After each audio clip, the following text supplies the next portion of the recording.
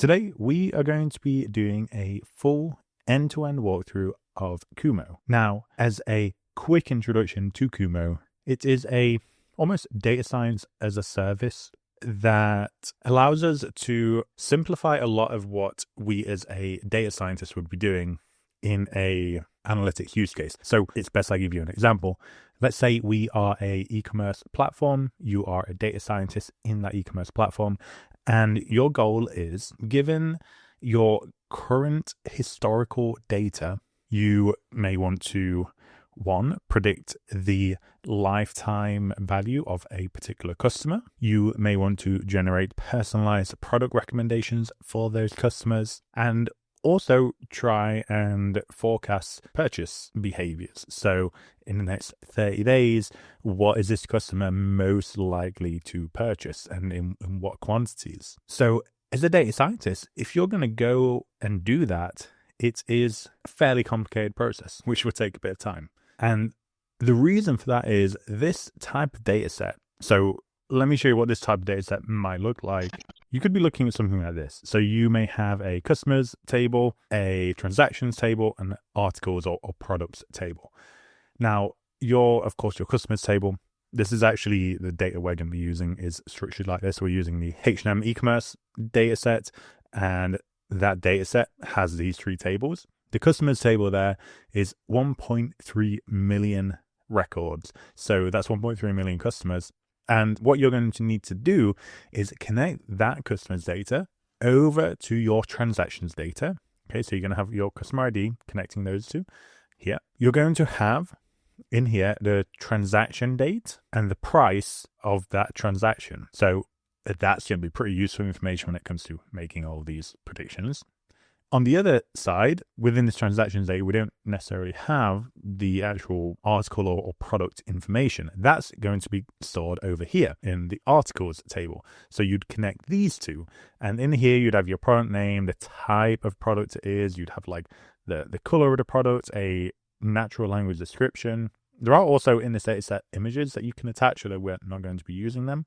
But there's a lot of information in there. So you're going to have something like this. And your job as a data scientist is to take this data, which is pretty huge, and transform it into business predictions that engineers, marketing, leadership, whoever can then go and act upon. So it can be a pretty hard task. And the way that you would do this where you have all these different connections between many different tables, one of the best model architectures for doing this is graph neural networks. And the reason that graph neural networks are good at this is because of the relationships between different tables. Graph neural networks are very good at mapping out and understanding those relationships.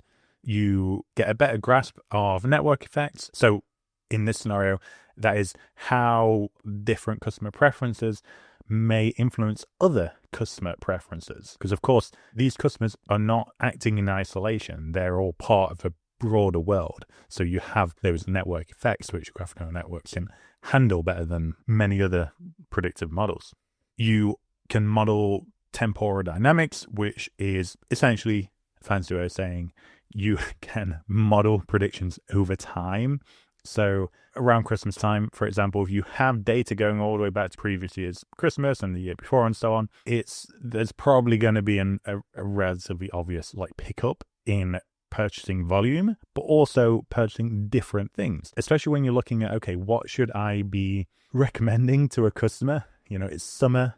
Should I be recommending them a big fluffy coat for Arctic exploration? Probably not. But should I be recommending them swim shorts, sunglasses, these sort of things?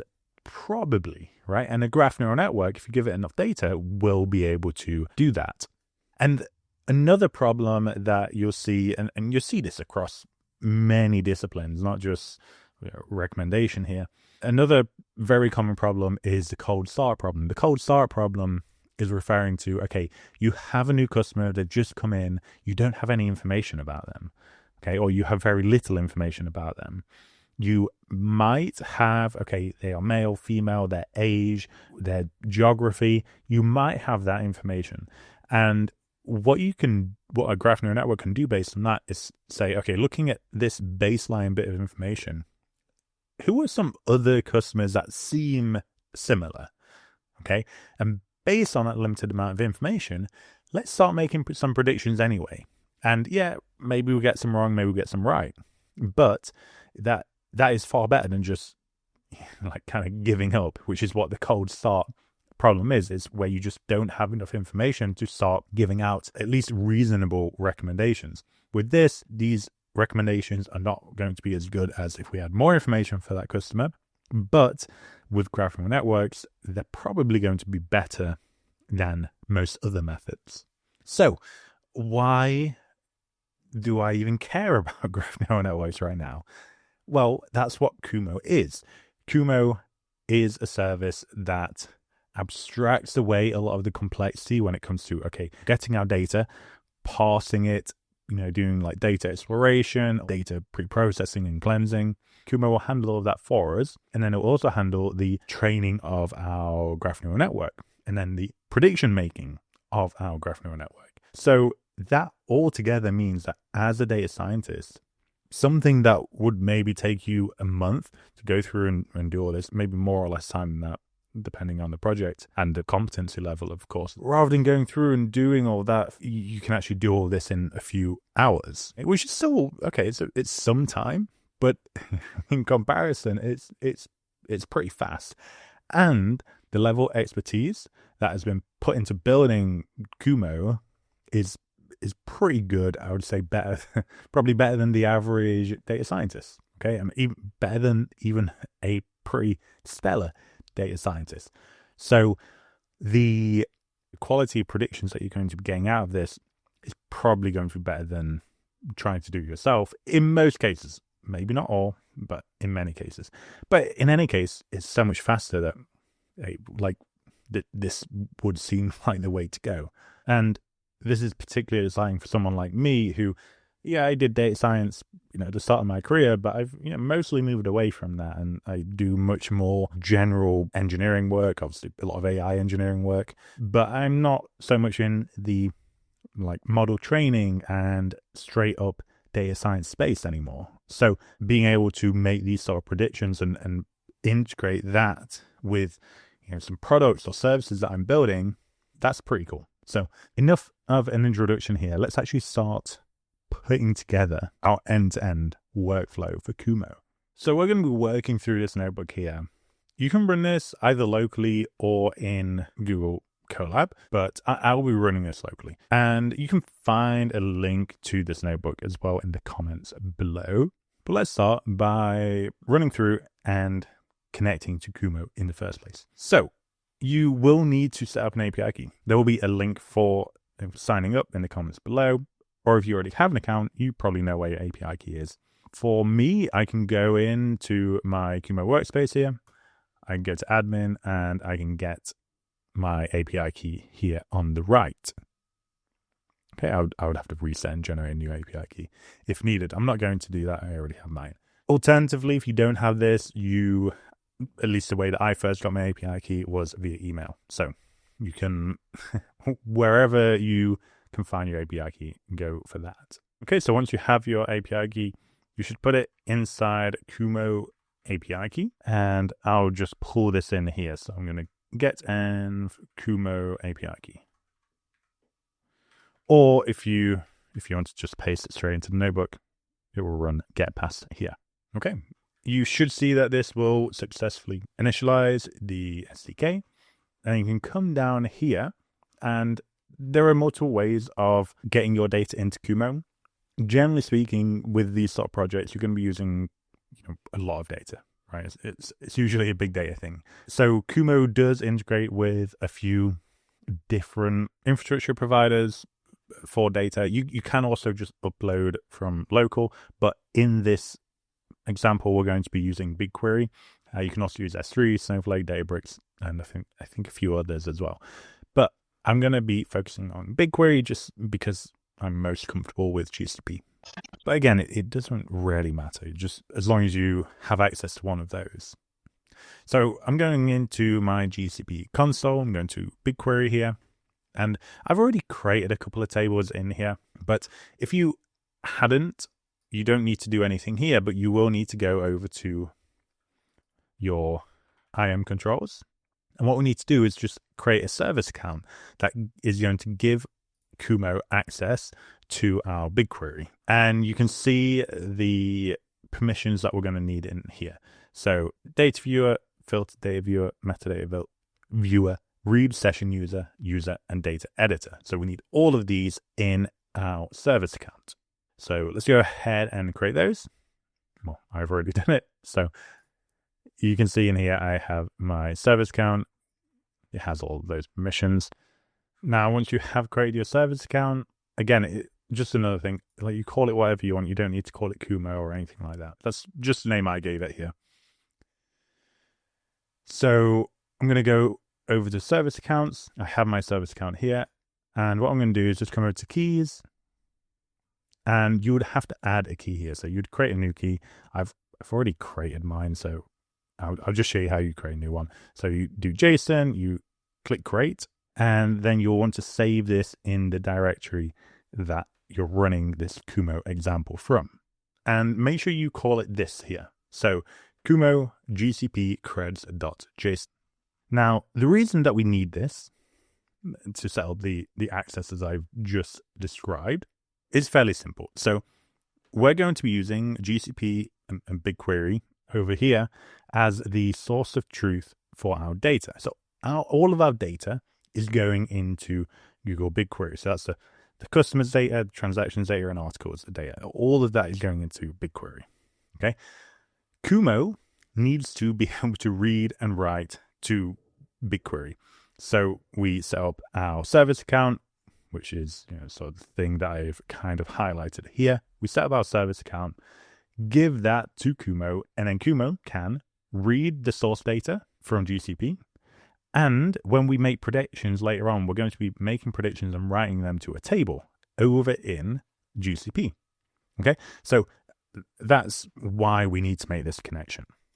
So the next thing we want to do after we've set up those credentials is we need to create our connector to BigQuery. So there's a few items to set up here. We have the name for our connector, which I have set to Kumo Intro Live. We have the project ID. So this is the GCP project ID. So you can see mine is up here. All right, I have this Aurelio advocacy project. So just make sure that is aligned.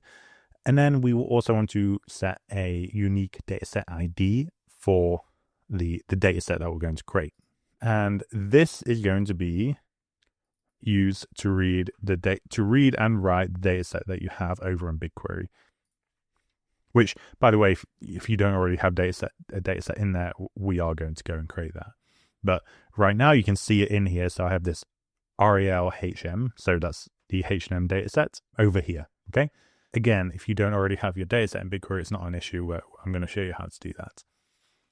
So that's the setup. We read in our credentials file here, and then we use that to initialize our BigQuery connector with Kumo. Okay, so this is from Kumo AI. Now, let me even change the dataset ID here. I'm going to change this to 2. And I also need to change this to 2 very quickly. So we'll change those. Okay, so now when I come down here and I try to first view our tables, it's not going to let me. Okay, so I'll run this and it's going to throw an error. Okay, so I've got 500, actually 404, which is, come over here, not found, dataset, Aurelio advocacy, REL HM2. Okay, now I don't want to go and upload everything to BigQuery again because it takes a bit of time. So I'm actually just going to drop that and switch back to the project that we just created. And now that I've connected to a project that actually does have my data, if I run this, it will not throw an error, right? So yeah, it just connected, no errors. That's because the data now exists. But of course, if you're following this through for the first time, you don't have that data already. So let's take a look at how we get that data and then put it into BigQuery. So as I mentioned, we're going to be using the H&M dataset. The H&M dataset is a real-world dataset with 33 million transactions, 1.3 million customers in the customers table, and over 100,000 products or articles. So it's a pretty big data set, but that is similar to the sort of scale that you might see yourself if you're a data scientist working in this space. This is the sort of thing that you would see in a production recommendation system.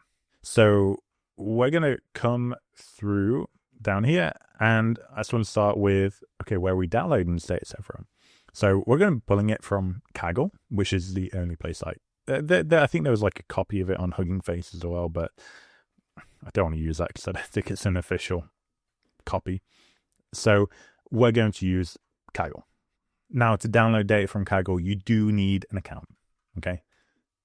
Slightly annoying, but it's fine. So you just sign in or register, whichever. And once you've signed in, you should see something kind of like this. What you need to do is go over to your settings, scroll down, and you want to go ahead and create a new token. Now, you can download this wherever you want. I would recommend, just download it into the directory that you're running the notebook from. So I'm going to go and do that as well. And that will download the kaggle.json file. Now, once you've done that, you're going to want to move that kaggle.json file. So I'm going to do move kaggle.json to, and this is on Mac. So I'm going to move it to kaggle.json. So now when I try and import Kaggle here, Kaggle is going to read my kaggle.json credentials from here and actually allow me to authenticate. Otherwise, it will throw you an error. So you will see that. Okay, if you try and run this, it will throw an error if you haven't set that up correctly. So for this specific data set, we will need to approve their terms and conditions, which we can do by, we can just find the data set quickly. So H&M, for data sets, competitions. And we have this H&M personalized fashion recommendations competition. So this is the one we're going to be working with. What we can do is, so around here somewhere, there'll be a little thing that tells you need to approve or accept the terms and conditions to use this data set. You need to go and click that. Once you've found it and clicked it, you will be able to download the competition files using this method here. Okay, so we're pulling this from H&M personalized fashion recommendations dataset. Now that can take quite a while to run. I'm not going to download it myself because I already have it locally. But once you do have it, everything will be in a zip file that looks like this. So we need to extract our data out from that zip file, and we're only going to be looking for the CSV files. There's a lot of other files in there. There's a lot of images and everything. We're just looking at the CSVs. So we pull those out, and if I should be able to run this bit, you can see that this is the sort of data that we have. This is a sample submission data set. We're not interested in that. We're just looking at these first three. So customers, articles, and transactions, train.csv. And now we need to go ahead and place our data from our local device and throw it into BigQuery. So to do that, we're going to do this directly with BigQuery. So from Google, we're importing BigQuery, importing service account, which was how we authenticate ourselves. We have our credentials file path. This is what we got before from the service account in GCP. So we create a credentials object using service account credentials, and then we use that to initialize our BigQuery client. And again, this is using the Audio Advocacy project. Okay, so this is the project within GCP that we're using. So we can run that. And then what we're going to want to do is we use this is dataset ID. We actually defined this earlier, so we probably shouldn't define it again here. So we have our dataset ID. We're going to use that to create a dataset reference in GCP, we have a client, our authenticated client. We're saying, okay, connect to this dataset object, and this is the dataset ID. This will work even if the dataset doesn't exist, because what will happen is if it doesn't exist, so we're going to try and get the dataset, that's going to throw an error if it doesn't exist. So we catch that error and we say, Okay, data set doesn't exist. Now we're going to go ahead and create it, which is exactly what we're doing here. Okay, so we're creating that data set. So I'm going to run this. For me, it's going to say data set already exists because I've already created that data set. But if this is your first time running this, your data set will be empty and it's just been created. So with that, you would need to go through the files in this. So that is going to be the first 3 files here. So customers, articles, and transactions. And this is essentially setting everything up, or setting up your table, and then just pushing all the data to the table. Okay. Now, again, that can take some time. So I'm not going to run that, but this will take a little bit of time to actually run. Once we have that set up, we need to move on to actually building our graph in Kumo.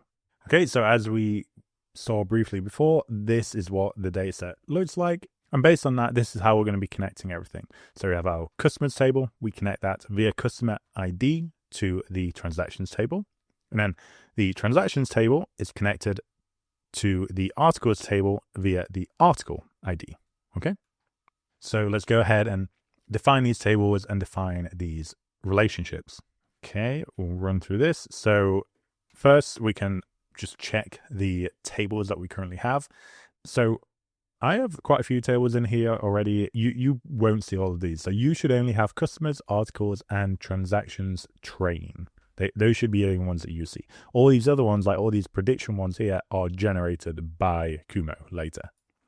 So at the end, you will have some of these, not all of them, but you will have most of those. But right now, just the 3. So we want to connect to each of the source tables that we should have. So customers, articles, transactions, train. And we do so like this. So we just do connector. It's like a dictionary. Look up there. So we have articles, customers, transactions, train, just the table names. Okay.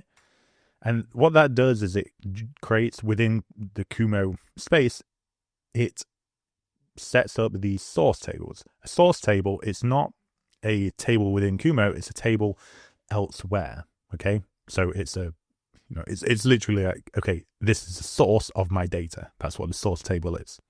Now we can view these source tables with a sort of pandas data frame type interface here.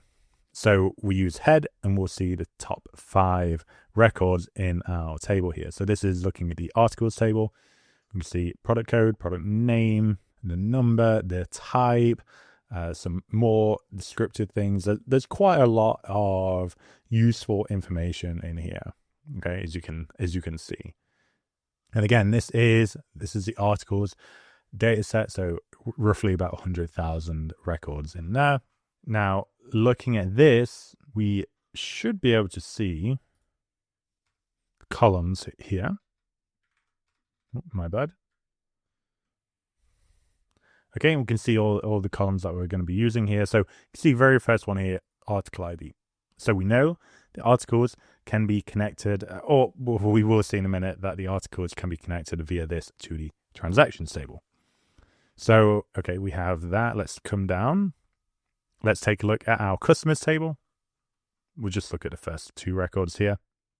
Okay, so customers table, we see we have customer ID. So that's what we're going to be using. Again, some other little bits of information here. Mainly, actually, this is empty. I'm pretty sure I've seen age in a few of those. So, yeah, I think maybe this is just a couple of bad examples. Then moving on to the transactions source. So we can go through here. Let me run this. So there isn't much information in the transactions table, but it's a lot of data. So we can see the transaction date, the customer, so we can connect that to the customers table, the article ID, so we can connect that to the articles table, the price, and then sales channel ID. So we're going to connect all of those up. The way that we're going to do that is we're going to use this Kumo AI table. So we're going to initialize the Kumo table. And we're going to do that by pulling it from a source table, an existing source table. So we'll have the articles table, customers table, and transactions train table. The primary key for articles is going to be article ID. The primary key for customers is going to be customer ID. And then for the transactions data, there isn't actually a primary key. but there is a time column. So we do just highlight that. So there is a time column there, which is the transaction date. So we can initialize that, and we can go and have a look at you can see that we've done this infer metadata. It's an automated thing from Kumo where it's going to look at your table and it's going to infer the table schema for you. So I can come down here and I can look at the metadata for my articles table, for example. Okay, so we have article ID, product code. It's got all the data types in there, whether it's primary key, something else. So a lot of cool stuff in there. And we'll also be able to see all of these tables now in our Kumo dashboard. So I have a few in here. So let me scroll through. We're going to want to find the previous columns here. I think mine would be, well, it'd be the most recent one. So that would be May here. This one, and this one. And you can see some just useful information for each one of these columns. So let's go into maybe article would be interesting. So we can see if we go to, let's say, product name or product type name. Cool. So you can see there's a lot of trousers. We have, okay, trousers, sweater, t-shirt, dress, so on and so on. Okay. There's some really useful information there. You just go in and take a look through those. So we have that. And now what we will also need to do is, okay, we have our tables, but they're all they just exist in Kumo independently of one another at the moment. Now, we want to train our graph neural network on these. So we actually have to create a graph of connections between each one of our tables. The way that we do that is we initialize this graph object. We set the tables that are going to be within this single graph. Then we define how they are connected. So we use these edges. So we have the source table using transactions with both of these. So the transactions table via the customer ID foreign key is going to connect to the customers table. Second connection here. So again, transactions table via the article ID foreign key is going to go and connect to the articles destination table. Okay, so we would run this and then we just run a graph and validate to confirm that this is an actual valid graph that we're building. Okay, so everything went well there. And yet again, we can go over into our Kumo dashboard, and it would be, I suppose, my last one here, which is May. I think I need to zoom out a little bit there. So we have, yeah, it's pretty straightforward. So we have the transactions data here. We have our transactions date time column there. We have these two foreign keys. So the customer ID connects over to our primary key of the customers table. And then the article ID foreign key connects to the primary key, which is article ID of the articles table. Okay, so you can see those connections and you can click through if you want to and see what is in those. We just did that, so I'm not gonna do it again. Okay, so we have that. Another thing that you can do if you want to visualize your graph but within a notebook, you can install a few additional packages, and you can actually use the graph viz package to visualize that. I'm not going into that here because for every, like for Linux versus Mac, and I assume Windows as well, you need to set that up in a different way. So you can see the graph in the Kumo UI, so I will just do that personally. It's up to you. So we've set everything up, right? We're at that point now. This is almost like we have been through the data cleansing, the data pre-processing, the data upload, all those steps as a data scientist. We've been through all those steps, and now we're getting ready to start making some predictions or training our model to make some predictions. Okay, that's great. We've done that. There is quite a lot going on there, but nothing beyond what we would have to do anyway as a data scientist. So what we've done really is simplified quite a bit of work and condensed it into what we've just done now. But now we need to go into the predictions. So Kumo uses what they call the Predictive Query Language, or PQL. Now, it's quite interesting. So PQL, you might guess, is kind of like a SQL type syntax, which allows you to define your prediction parameters. Okay, so rather than writing like some neural network training code, you write this SQL-like predictive query, and Kumo is going to look at that, understand it, and train your GNN based on your PQL statement. So let's start with our first use case that we described at the start, which is predicting the customer value over the next 30 days. So the way that we do that in a PQL statement is like this. So there's a few different components in PQL. So we have our target, which you can see here. So the target is what follows predict here. So we have the predict statement. We're saying predict whatever is within our target here. So this is the defined target. So what is our target here? Okay, we have the sum of the transactions price over the next 0 to 30 days into the future. And also we defined days here. So that is our target. We're predicting the sum of the transactions price over the next 30 days. But then we also have an entity, okay, which is who or what are we making this prediction for? So here we're saying for each, so we're getting this sum of predictions broken down for each individual customer. So what we do by writing this query is we are getting the value of each customer over the next 30 days. So let's go ahead and implement that. We come down here, we use Kumo AI Predictive Query. We pass in our graph, and then we just write what I just showed you, that PQL statement, okay? So predict the sum of transactions price for each customer based on the customer ID. We validate our pQuery or PQL statement here. So let's run that. Okay, that is great. Then we come down here and we ask Kumo to generate a model plan. So basically okay, Kumo, how, based on everything, based on our data here, the volume of data, based on the query that we've specified, what is the ideal approach for training our model? And yeah, you can look at this. Okay, so we can see here that we're using mean absolute error, mean squared error, and root mean squared error as the training loss functions. The tuning metric is using mean absolute error. We have network pruning. There's no processing there. We have sampling, the optimization here. So it's using the Huber loss function to optimize for regression there. We have a number of epochs that it's going to work over, the validation steps, test steps, the learning rates, weight decay. I'm not going to go through all of this, but there's a ton of stuff in here. We can actually see the graph neural network architecture here, which is probably interesting for a few of us. And yeah, just a ton of stuff in there. So you can, you have Kumo telling you what it's going to do, how it's going to train your model. So if you're, I'm not well versed in GNNs, but if you are, you can take a look at that and see, make sure everything makes sense according to how you understand them. But of course, as I said, Kumo, literally co-founded by one of the co-authors of the GNN paper, so they have some pretty talented people working there.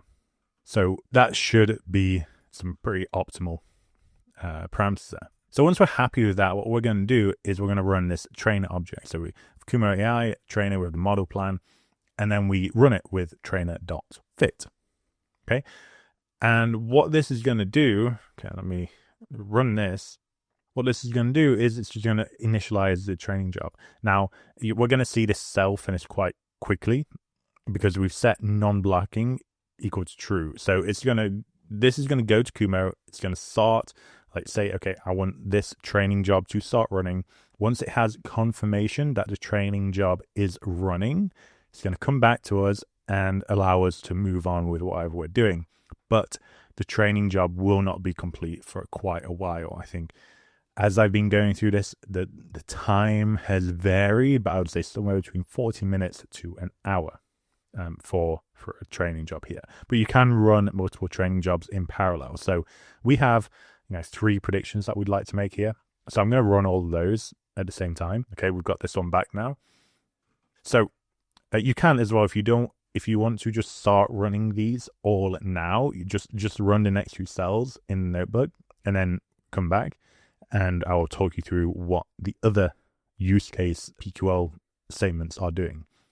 So we can check our status for the training job. We'll see that it's running. We can also click the tracking URL here, and this will actually open up the training job so we can see, how things are going in the UI if we want to. So coming back, let's move on to the second use case, which is these personalized product recommendations. This is one I personally, I would actually be very likely to use with a lot of the projects that I currently work on, which is obviously more like AI, conversational AI, building chatbots, or just AI interfaces in general. The reason that I could see myself using this is, let's say you have the H&M website. I don't know what's on the H&M website, but let's say they have a chatbot and you can log in. You could log in and you could talk to this chatbot, or not even talk. It doesn't have to be a chatbot. It can just be that, okay, you log into the website and the website is going to surface, some products that based on what we do here, based on these personalized product recommendations that we build with Kumo, it can surface those to the user as they log in, so that you are providing them with what they want before they don't even need to go and search. It should just be there, what they want, if possible, right? Obviously, you're not going to get it perfect all the time, but you'll probably be able to do pretty well with this. So you can do that. You can also surface this, as I was originally going to say, through a chatbot-like interface. You could tell a chatbot, hey, you have this customer and you're talking to them. These are the sort of products that they seem most interested in. Kind of place those into the conversation when you're able to, when it makes sense. So that's another thing that you could do. There are many ways that you could use this. So this is a little more of a sophisticated prediction here. The reason I say this is a little more sophisticated is because we have a filter here. So we've added an additional item to our target entity. So we have target entity, and now we also have filter. So the target up here is pretty similar, okay? The operator is different, so we're not summing anymore. We're actually listing the distinct articles that over the next 30 days, we expect to appear in the customer's transactions table, okay? So this is the top 10, and what it's saying by, okay, what are the top 10? These are like the top 10 predictions. So will the customer buy this or not? Okay. Will this customer ID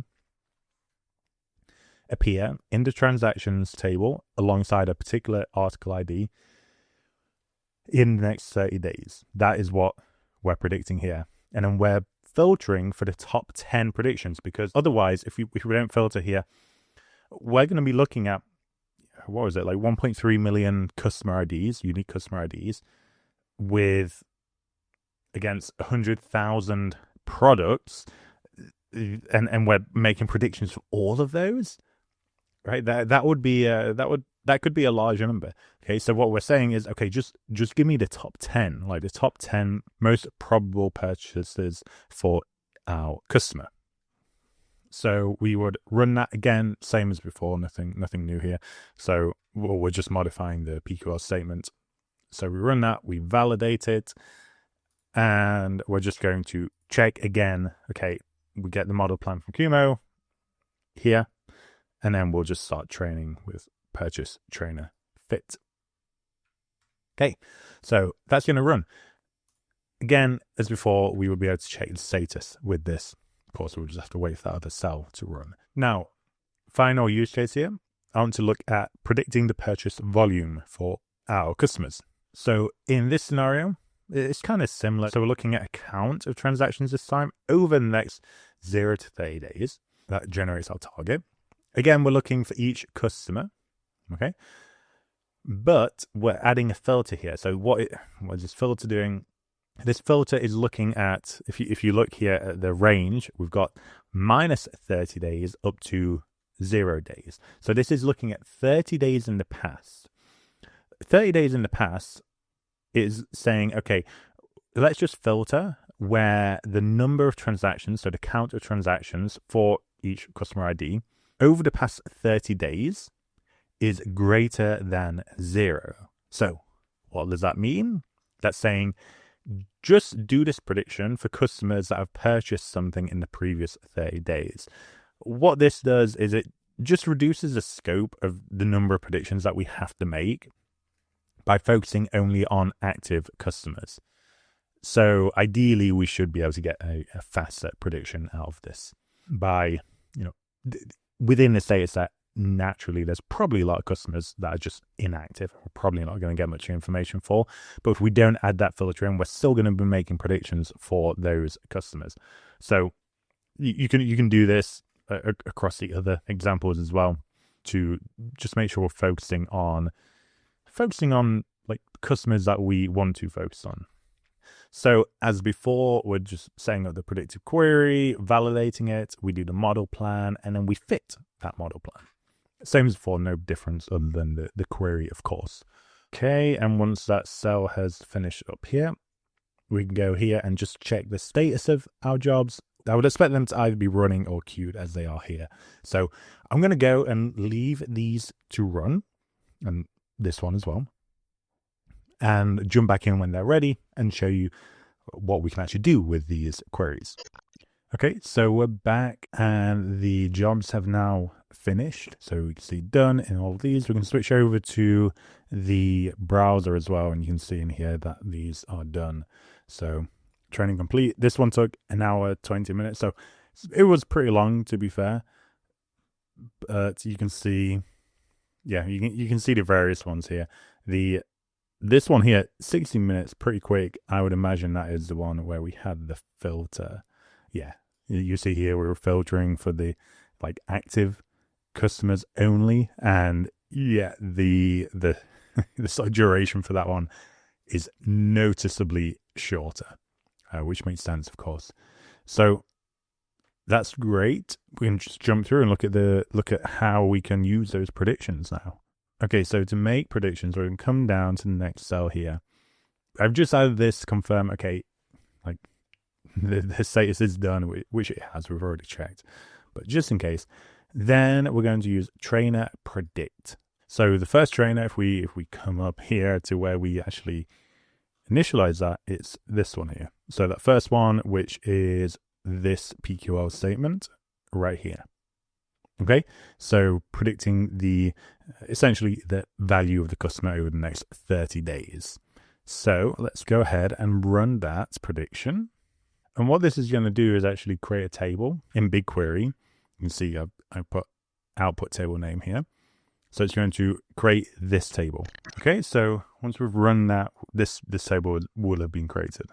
Now, the other thing that we should be aware of is, so for our second query, this one here, we are ranking the top 10, right?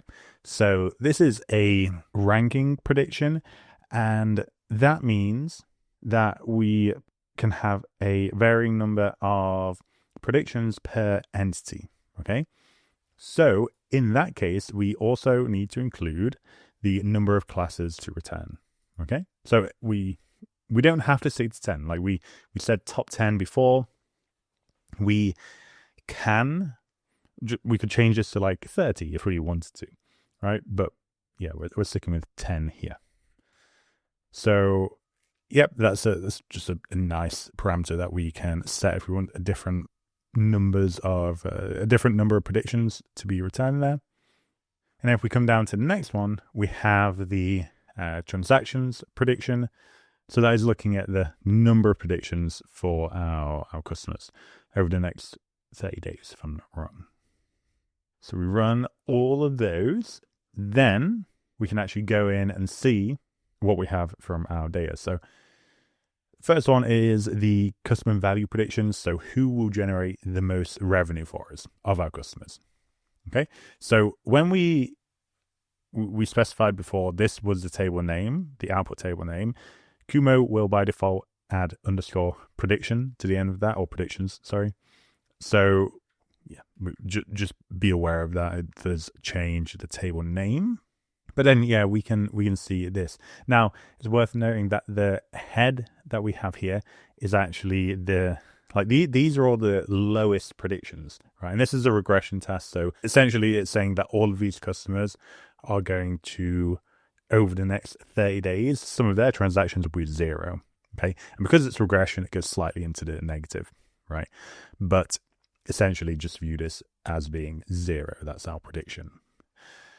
Now, as I said, this is like the tail end. This is all the lowest number of predictions in the header here. So we actually want to reverse this.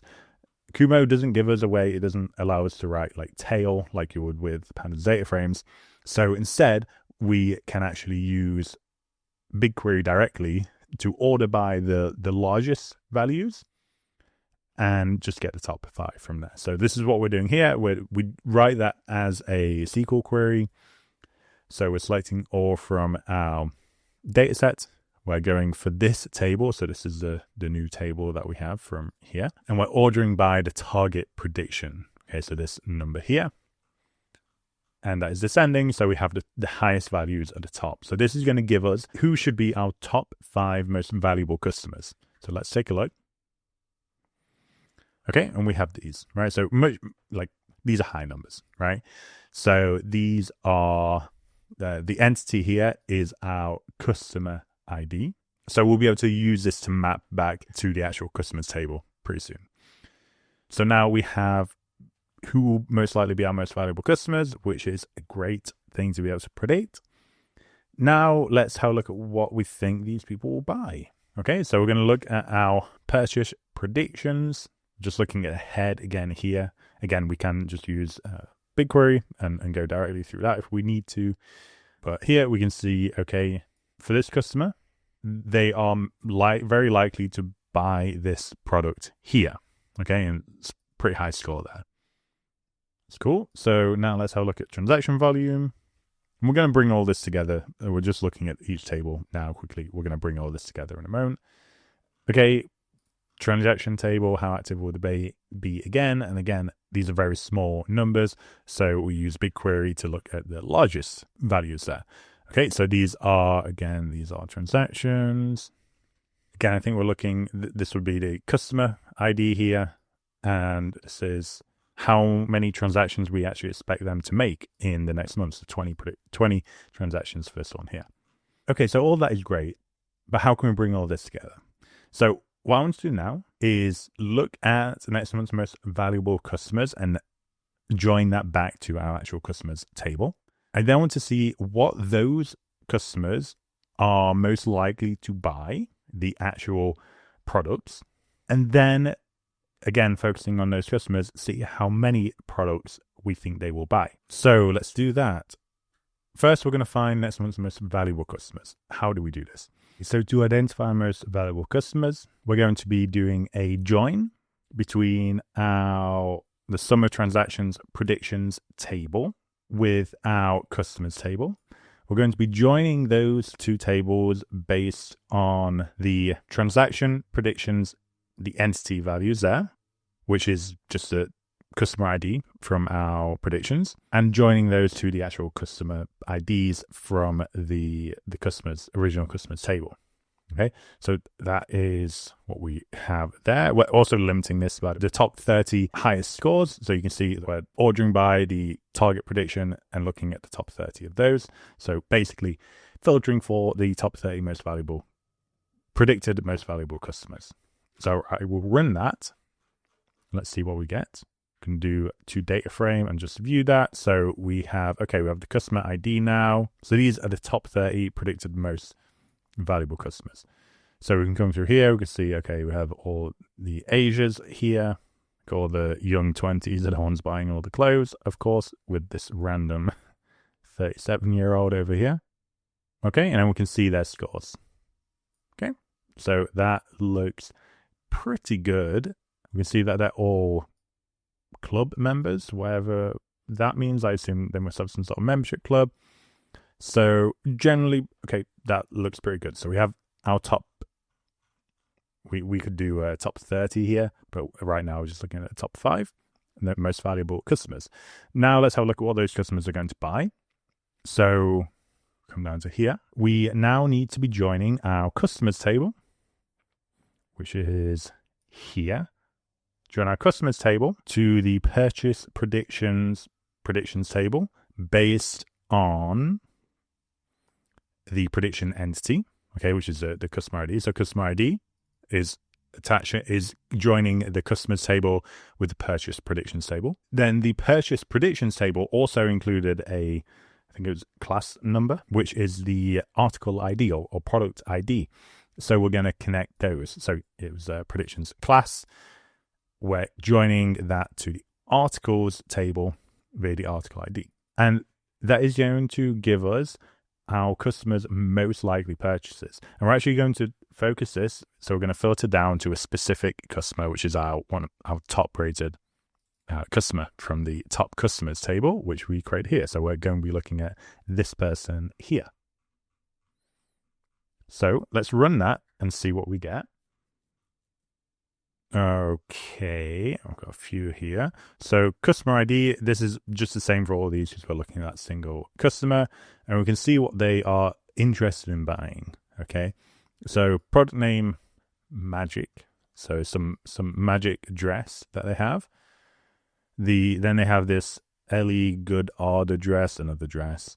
Some heeled sandals, a shirt, a dress again, some joggers. Dress. They really like dresses, I think, from the looks of it. So these are the products that when this user next logs into a website, or if they're talking to a H&M chatbot or anything like that, or we're sending emails out, these are the products that we should send and just surface to that user. So like, hey, look, these are some nice things that we think you probably might like. So hey, look at these. That's pretty cool. Now let's continue and take a look at the purchase volume. So we're now looking at the valuable customers. So this query here, let me come back up and show you what that query actually is. So the valuable customers is this query here, right? So finding out our top 30, sorry. So top 30 most valuable customers. So we're going to be joining to that table here. We'll be joining our top 30 most valuable customers to the transaction predictions. And what that is going to do is going to get us the predicted transaction volume for each one of those top 30 customers. Okay, so that's what we're doing here. So let's run that and take a look at what we get. Okay, so yep, you can see. So for our customers here, this is the expected transaction volume. And yeah, we've worked through our analysis there. We've gathered a lot of different pieces of information. And as I mentioned at the start there, this is the sort of thing that as a data scientist would, be hard to do. Like training the GNN is like, you need a lot of experience to do that and to do it well. It's not, it's not impossible, but it's going to be hard, and it's going to be hard to do properly. So Kumo is really good at just abstracting that out, which is really nice. And then the other thing that I think is really, really cool here is that, okay, if you're a data scientist, maybe you'd want to go and do this yourself, although you would save a ton of time and probably get better results doing this. It's up to you. But the other thing is that this means that not only data scientists can do this, right? So especially for me as a sort of more generally scoped engineer, I want to build products. I want to bring in analytics on the data that we're receiving in those products.